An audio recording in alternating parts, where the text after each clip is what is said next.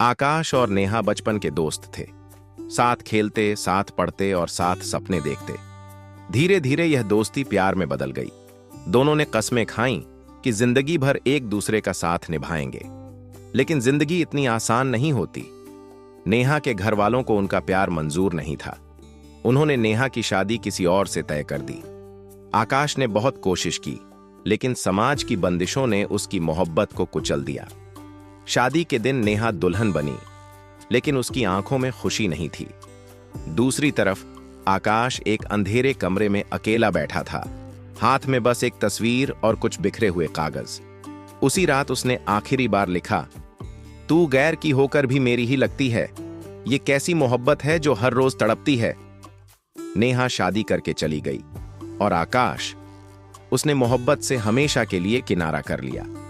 अब वो बस एक नाम के सहारे जी रहा है, नेहा। जो लफ्जों में कह न सके वो आंखों ने कह दिया। बिछड़कर भी तुझसे तेरा ही नाम रह गया। तू मिले या ना मिले, मेरी तकदीर की बात है। पर राहुल और नेहा की कहानी किसी फिल्मी लव स्टोरी से कम नहीं थी। कॉलेज में पहली मुलाकात, धीरे धीरे दोस्ती और फिर बेइंतहा मोहब्बत। दोनों एक दूसरे के बिना एक पल भी नहीं रह सकते थे। राहुल का प्यार सच्चा था और स्नेहा की मुस्कान उसकी दुनिया। लेकिन तकदीर को कुछ और ही मंजूर था। स्नेहा के घर वालों को यह रिश्ता मंजूर नहीं था। उन्होंने उसकी शादी जबरदस्ती किसी और से तय कर दी। राहुल ने बहुत कोशिश की, पर वो बेबस था। जिस दिन स्नेहा की बारात निकली, राहुल चुपचाप एक कोने में खड़ा बस उसे जाते हुए देखता रहा।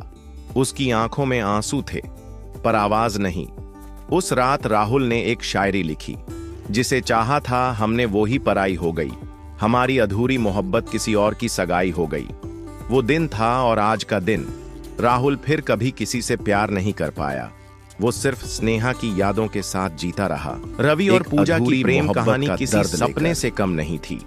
दोनों बचपन से एक दूसरे को चाहते थे, लेकिन कभी अपने प्यार का इजहार नहीं कर पाए। कॉलेज के दिनों में रवि ने हिम्मत जुटाकर पूजा से अपने दिल की बात कह दी। पूजा भी उसे चाहती थी, मगर समाज की ऊंच नीच की दीवारें उनके रास्ते में आ गईं।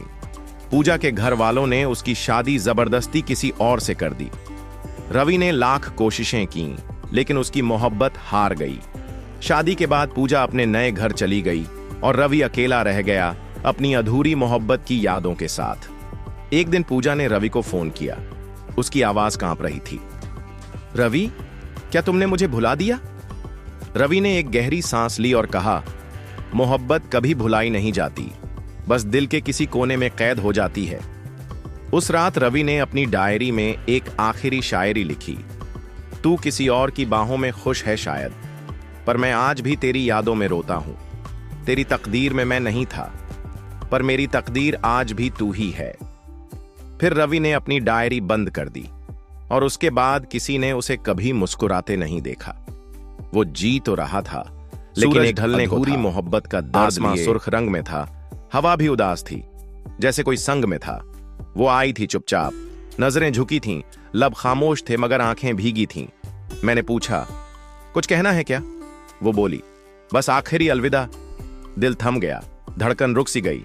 उसकी बातों में अजीब सी नमी थी भरी। क्यों? मैंने रोका, पर वो मुस्कुरा दी। कुछ फैसले तकदीर करती है, बस ये कह गई। एक आंसू टपका, मेरी हथेली पर गिरा। मैंने थामा उसे, पर वक्त फिसलता गया। फिर वो मुड़ी, बिना देखे चली गई। मैं खड़ा रहा, सांसें भी रुकी रहीं।